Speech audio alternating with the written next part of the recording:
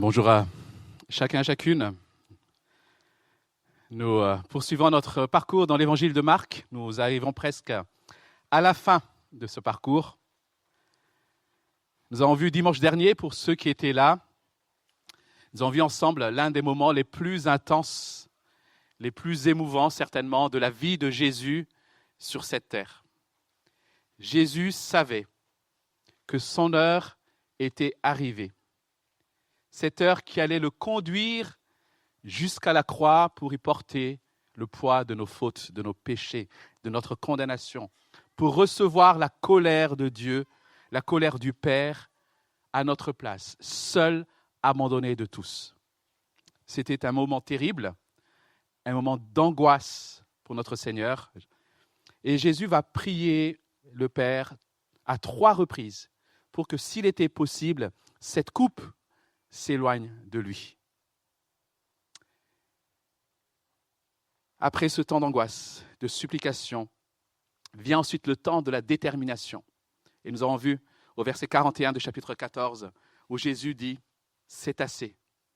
L'heure est venue, voici que le Fils de l'homme est livré entre les mains des pécheurs. » Lisons ensemble maintenant donc la suite de ce récit qui suit l'arrestation de Jésus, donc Marc chapitre 14, les versets 53 à 72. Marc 14, versets 53 à 72. C'était la page 657 pour ceux et celles qui ont ces Bibles. N'hésitez pas à aller en chercher une si vous n'avez pas de Bible avec vous. Ils emmenèrent Jésus chez le grand prêtre, où se rassemblèrent tous les chefs des prêtres, les anciens et les spécialistes de la loi. Pierre le suivit de loin jusqu'à l'intérieur de la cour du grand prêtre. Il s'assit là avec les serviteurs et il se chauffait près du feu. Les chefs des prêtres et tout le Sanhédrin cherchaient un témoignage contre Jésus pour le faire mourir. Et ils n'en trouvaient pas. Beaucoup rendaient en effet de faux témoignages contre lui, mais les témoignages n'étaient pas concordants. Quelques-uns se levèrent et portèrent un faux témoignage contre lui en disant « Nous l'avons entendu dire, je détruirai ce temple fait par la main de l'homme, et en 3 jours j'en construirai un autre qui ne sera pas fait de main d'homme. » Même sur ce point-là, leur témoignage ne concordait pas. Alors le grand prêtre se leva au milieu de l'assemblée et interrogea Jésus en disant « Ne réponds-tu rien ? Pourquoi ces gens témoignent-ils contre toi ?» Mais Jésus gardait le silence et ne répondit rien.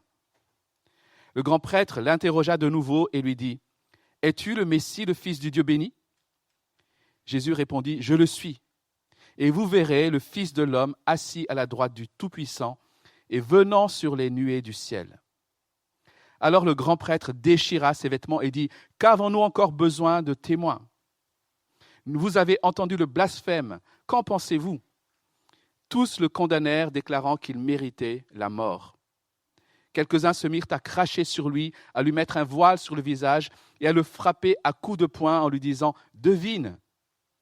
Même les serviteurs le frappaient en lui donnant des gifles. Pendant que Pierre était en bas dans la cour, une des servantes du grand prêtre arriva.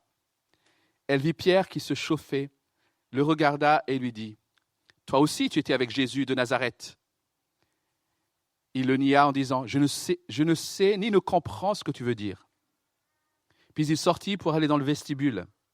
Alors un coq chanta.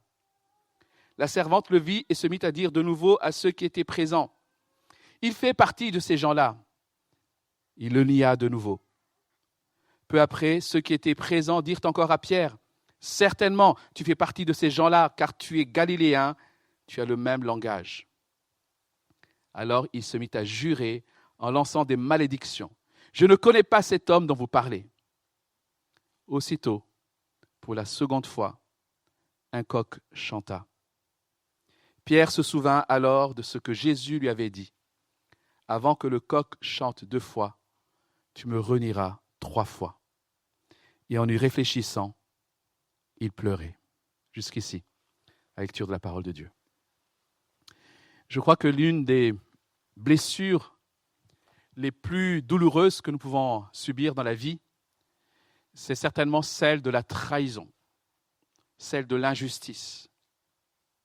Le 22 décembre 1894, un officier français va être condamné au bagne pour intelligence avec une puissance étrangère suite à un complot et à de fausses accusations. Il s'agit, vous l'avez deviné, je pense pour certains, du capitaine Dreyfus, qui a été faussement accusé, entre autres, parce qu'il était juif.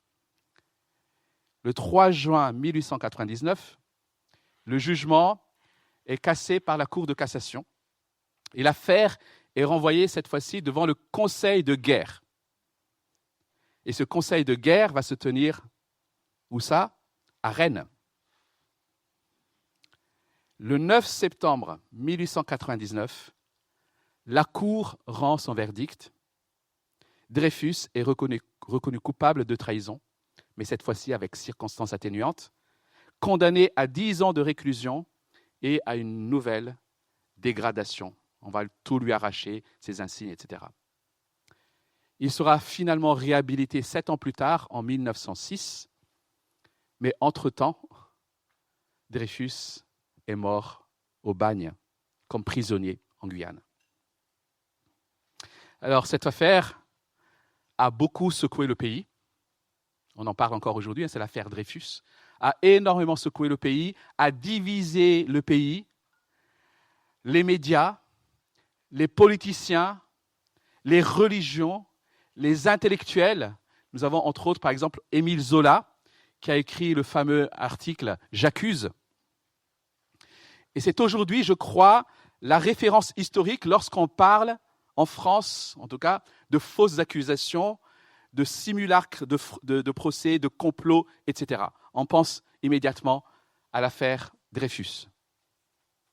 Dans notre texte ce matin, Jésus lui aussi fait face à un complot, à une injustice.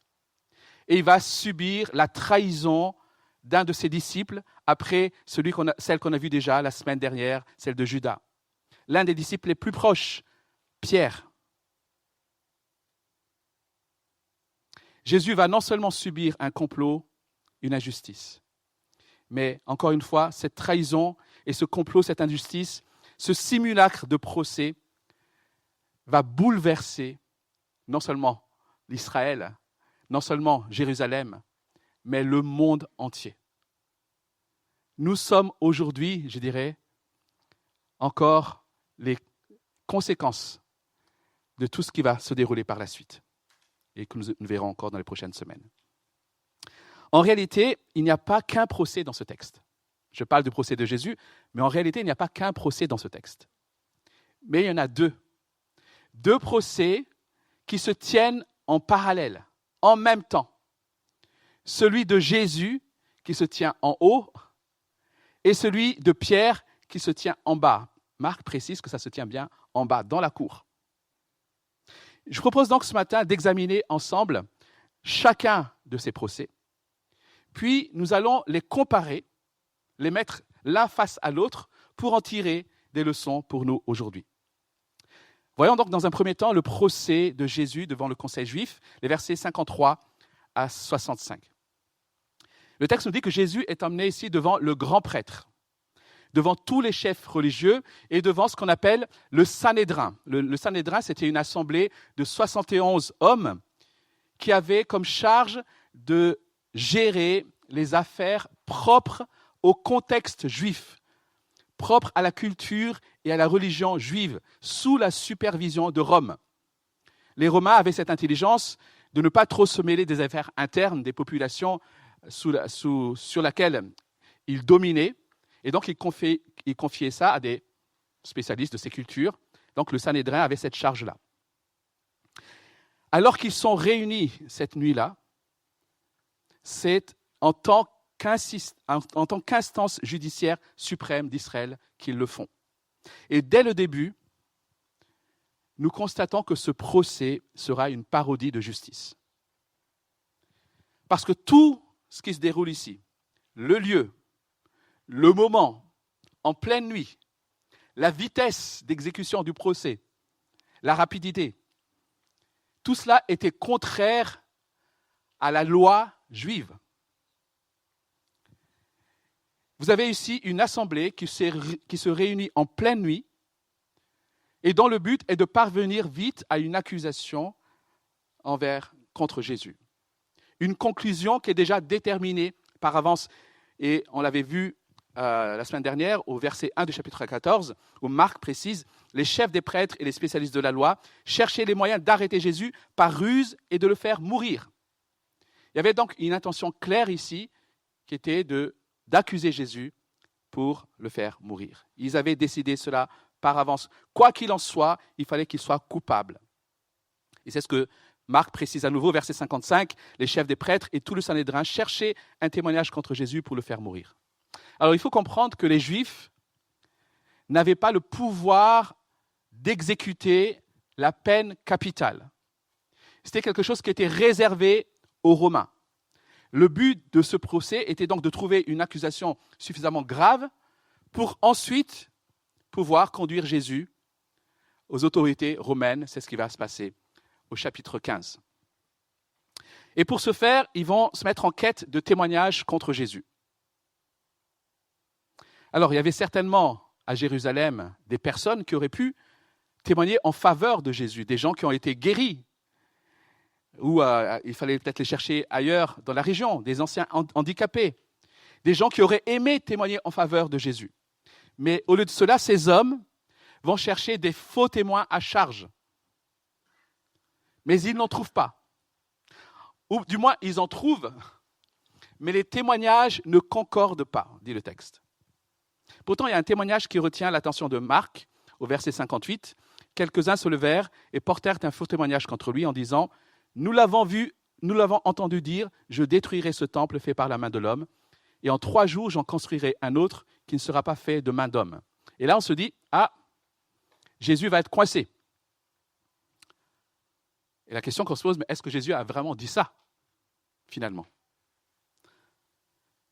En réalité, effectivement, Jésus a annoncé la destruction du temple. Nous l'avons vu dans notre parcours. Il a bien annoncé la destruction du temple. Mais, d'une part, lorsqu'il a annoncé la destruction du temple, il parlait en premier lieu de son corps, qui allait être détruit et qui ressusciterait le 3e jour. Donc c'était, on va dire, une métaphore, même s'il a annoncé que le temple serait détruit bien plus tard. Mais surtout, il n'a jamais dit qu'il allait lui-même détruire le temple. Il a plutôt dit, ce temple sera détruit, on détruira ce temple. Donc là encore, c'est un faux témoignage. Et cette accusation, bien qu'étant grave, n'a pas eu d'effet, dit le texte. Parce que là encore, les témoignages ne concordent pas. Et finalement, ne pouvant plus supporter cela, le grand prêtre demande à Jésus de témoigner lui-même. Alors, qu'as-tu à répondre contre ces témoignages? Et Jésus ne répond pas. Il garde le silence. Et enfin, le grand prêtre va poser la question ultime. Es-tu le Christ, le Fils du béni? En quelque sorte, es-tu le Messie? Es-tu le libérateur que tous les prophètes ont annoncé? Es-tu le Fils de Dieu? Penses-tu être le Fils divin de Dieu, celui qui est béni? Nous avons vu dans notre parcours, dans l'évangile de Marc, que jusqu'ici, face à ces questions, Jésus avait toujours adopté la politique du silence. Lorsqu'il a guéri, lorsqu'il a chassé des démons, même avec ses disciples, il a toujours demandé à ces personnes de garder le silence. Il a demandé même aux démons de garder le silence. C'est ce qu'on appelle le secret messianique. Pourquoi? Parce que l'heure n'était pas encore venue. Parce qu'il ne voulait pas être perturbé dans sa mission.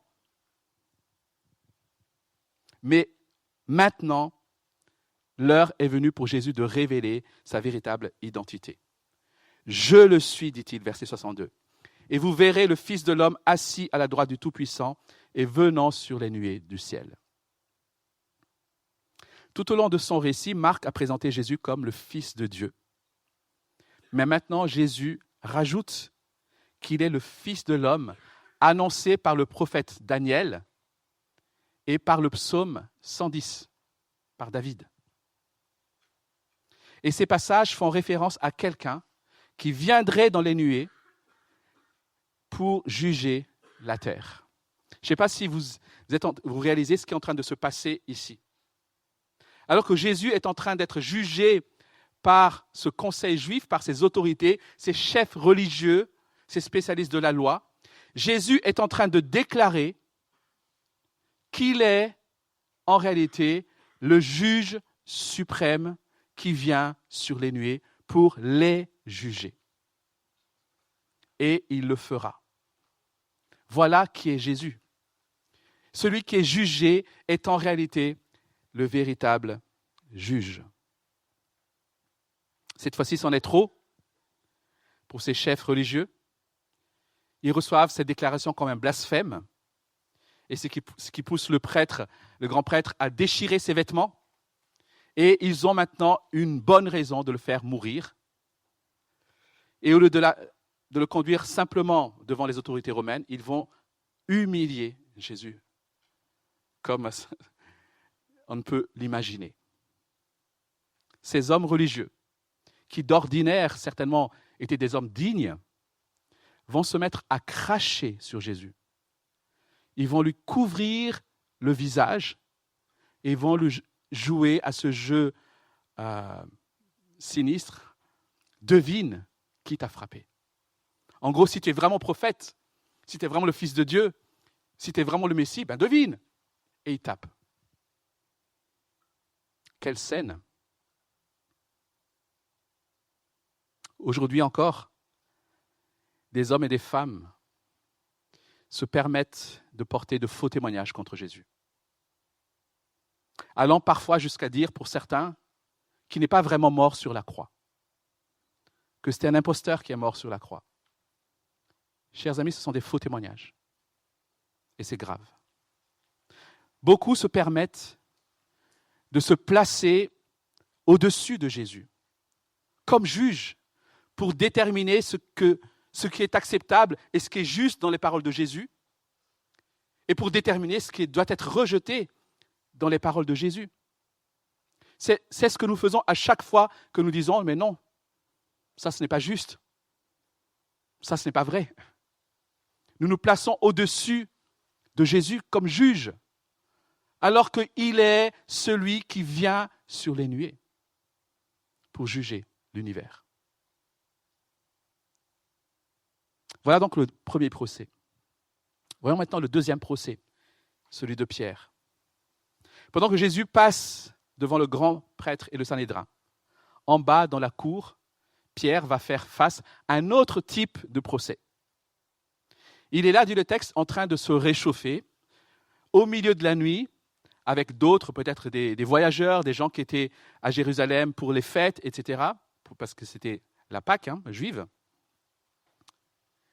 Et tout comme dans le procès de Jésus, il va être question de témoins ici aussi. Il y a d'abord cette servante qui lui dit « Toi aussi, tu étais avec Jésus de Nazareth. » Et Pierre va nier fortement « Je ne sais ni ne comprends ce que tu veux dire. » Elle s'en va, et un peu plus tard, alors que Pierre se déplace dans la cour certainement, cette femme voit Pierre, et cette fois-ci va s'adresser aux autres qui sont là en ce moment-là. Il fait partie de ces gens-là. Mais Pierre nie de nouveau. Plus tard encore, les autres vont s'adresser directement à Pierre en disant « Certainement tu fais partie de ces gens-là, car tu es galiléen. » Pierre a été trahi par son accent galiléen. Alors il faut savoir que Galilée était au nord de la Judée, au nord d'Israël. Donc on peut dire d'une certaine manière que Pierre a été trahi par son accent ch'ti. Imaginez la scène. Il semblerait que la réputation de ce petit groupe de Galiléens ait parcouru tout le pays pour que les gens, en entendant juste cet accent, aient fait le lien direct. Toi, tu n'es pas d'ici. Tu n'es pas de la Judée. Toi, tu es un Galiléen. Donc, comme tu es un Galiléen, tu es certainement l'un des disciples de cet homme.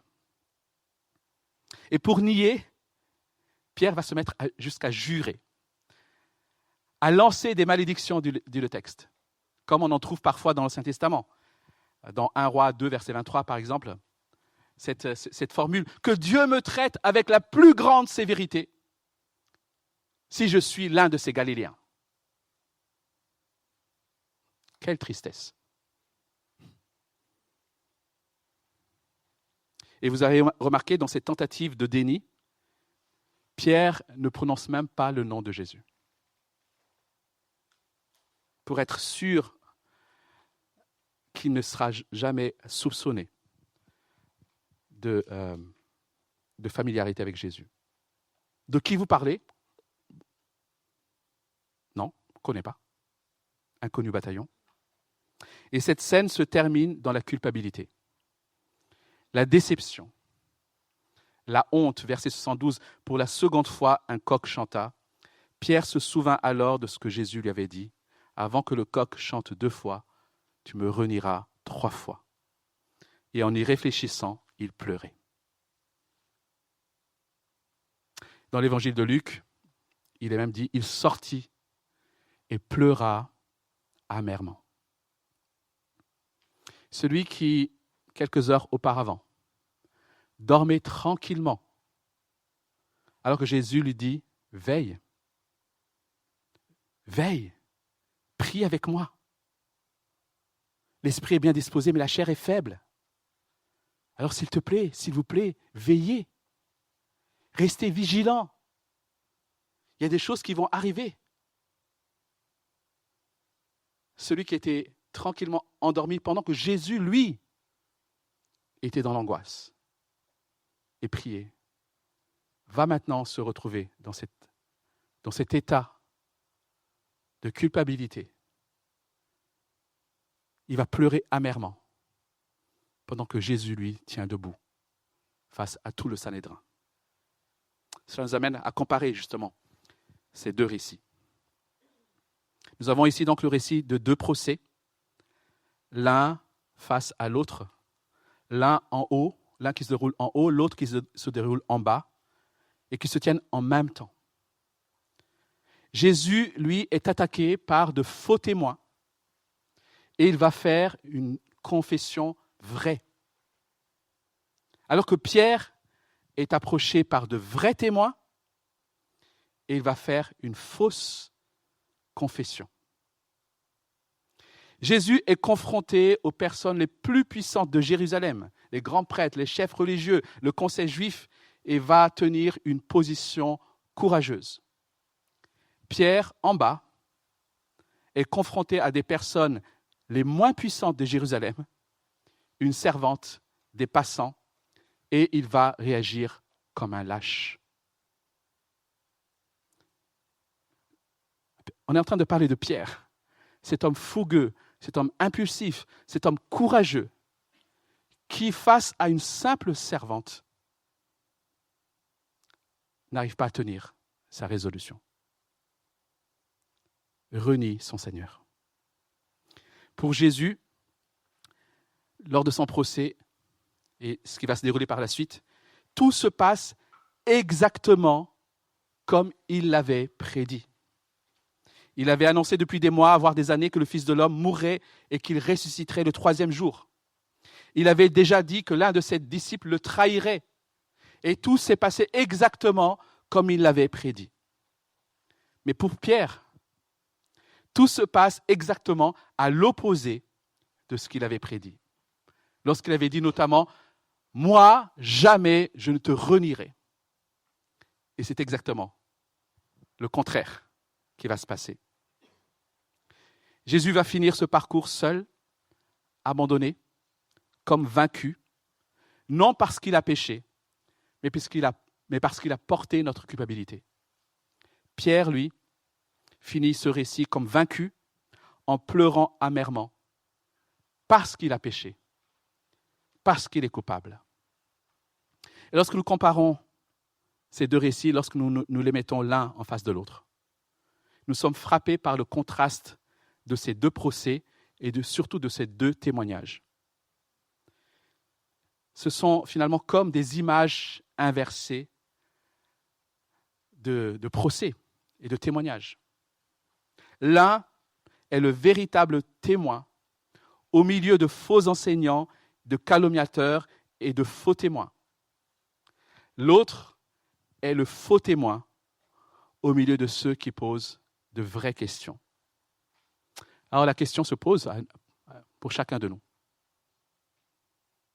À qui t'identifies-tu? À qui t'identifies-tu? Nous avons vu dimanche dernier que Jésus est petit à petit abandonné de tous, notamment avec la fin du récit, avec cet homme qui préfère courir nu dans les bois plutôt que d'être attrapé avec Jésus. Et puis ensuite, il y a Pierre qui, lui, suit à distance Jésus. On se dit alors que Pierre va être différent des autres.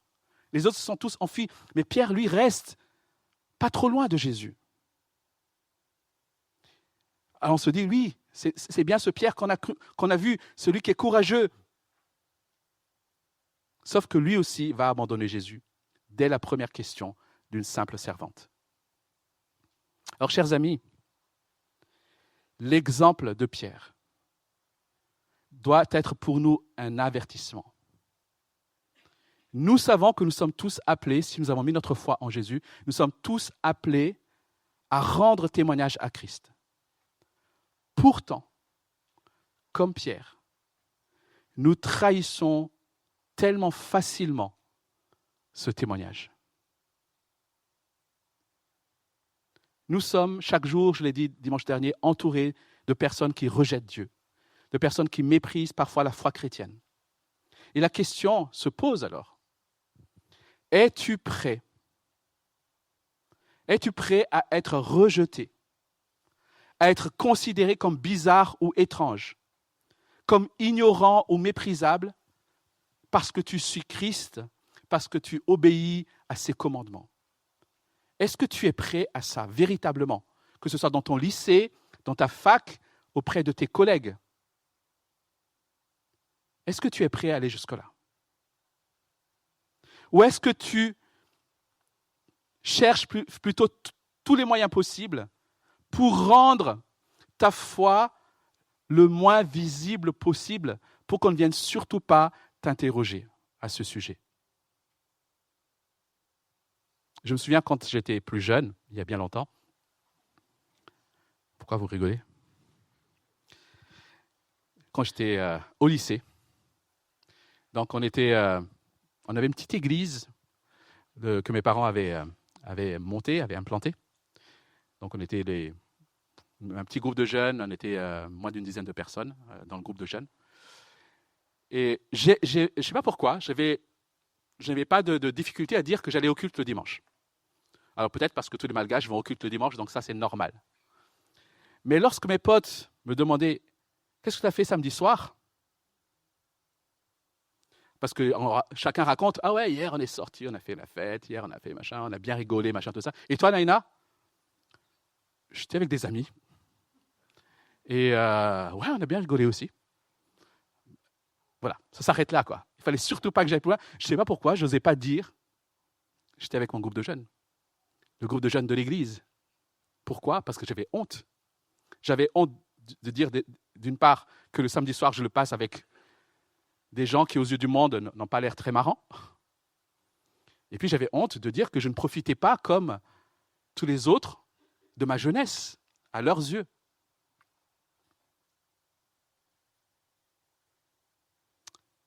Renier Christ ne se fait pas toujours de façon aussi flagrante, comme lorsqu'on doit répondre si nous sommes croyants ou si nous allons à l'église. Renier Jésus, c'est parfois plus subtil. Lorsque nous choisissons d'embrasser les fausses promesses du monde au détriment de la parole de Dieu, nous renions Christ. Renier Jésus, c'est faire un choix qui s'oppose à la parole de Dieu, parce qu'on préfère écouter les mensonges du monde et du diable qui nous disent que renoncer à ce choix, c'est choisir d'être malheureux. Nous avons régulièrement des voix qui viennent s'opposer à celle de Christ. Et à chaque fois que nous écoutons ces voix, chaque fois que nous nous plions à ces voix qui s'opposent à celles de Christ, nous renions Christ.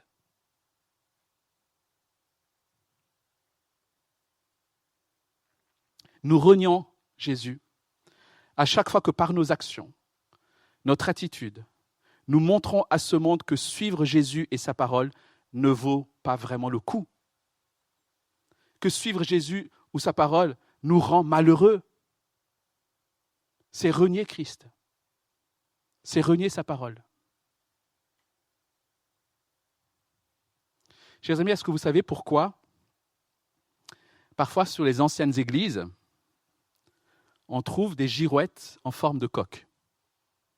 Vous avez déjà remarqué ça?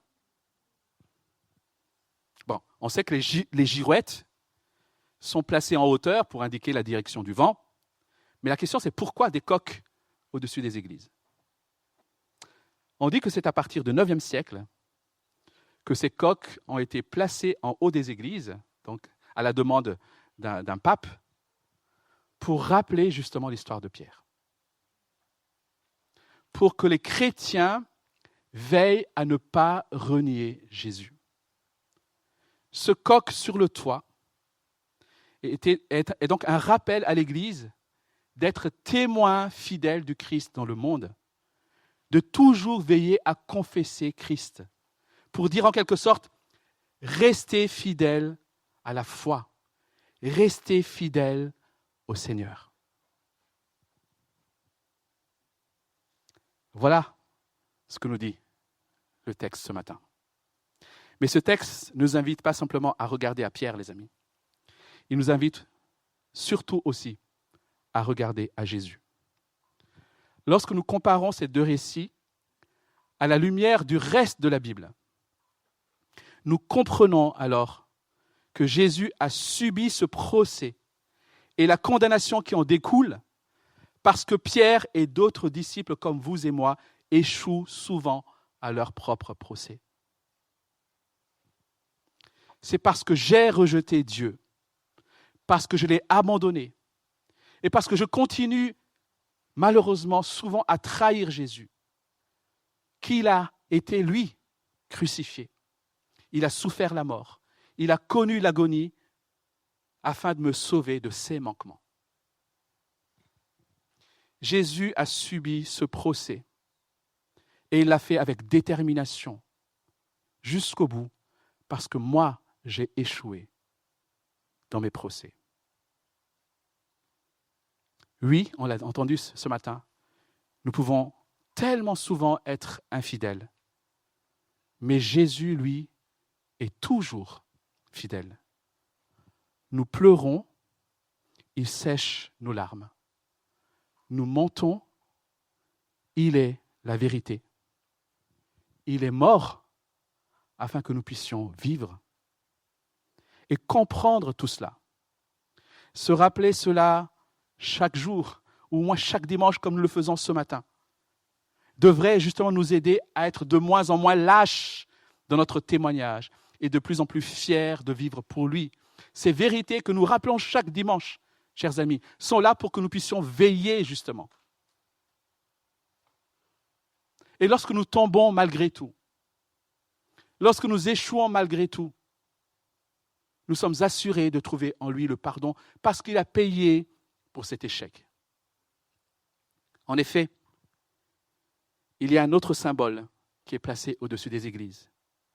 Un symbole qui, peu à peu dans l'histoire, a supplanté le coq. C'est le symbole de la croix. Le coq nous rappelle l'importance de veiller à rester fidèle. Et la croix nous rappelle que le pardon est disponible lorsque nous sommes infidèles et lorsque nous reconnaissons notre infidélité. Pourquoi? Parce que Christ a payé pour cela. Alors j'aimerais juste conclure rapidement pour nous encourager à veiller, à prier, parce que nous vivons dans un monde, chers amis, qui rejette Christ.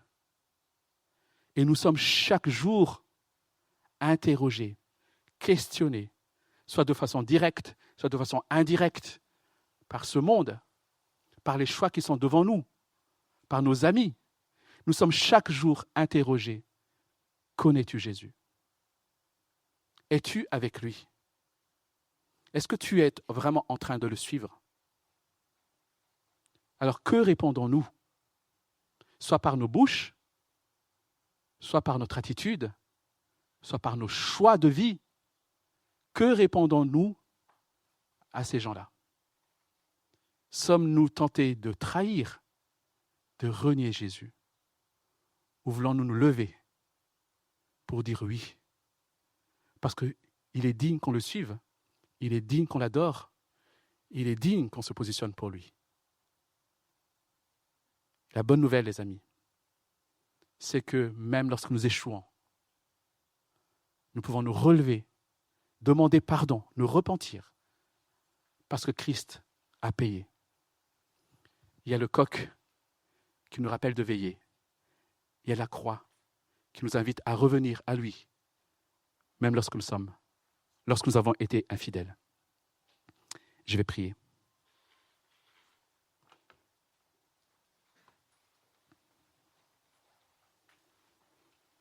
Notre Jésus, notre Seigneur, merci pour ta parole. Merci parce qu'elle est vivante. Merci Seigneur parce qu'elle agit en nous pour nous transformer. Et nous te prions, notre Dieu, en effet, pour que cette parole que nous avons entendue, que nous avons lue, puisse agir puissamment, Seigneur, pour nous révéler encore qui tu es, pour nous révéler ta grâce et pour nous permettre, Seigneur, de vivre encore plus pour toi. Seigneur, merci en effet pour l'exemple de Jésus-Christ qui a obéi jusqu'au bout, jusqu'à la mort sur la croix, pour que nous puissions être pardonnés, pour que nous puissions être réconciliés avec notre Créateur.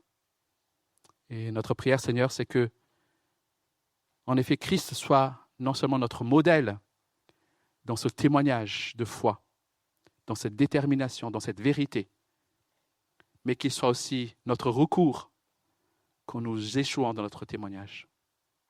Merci Seigneur d'avoir tout pourvu pour que nous soyons des témoins fidèles de la bonne nouvelle de l'Évangile dans ce monde qui a rejeté notre Créateur.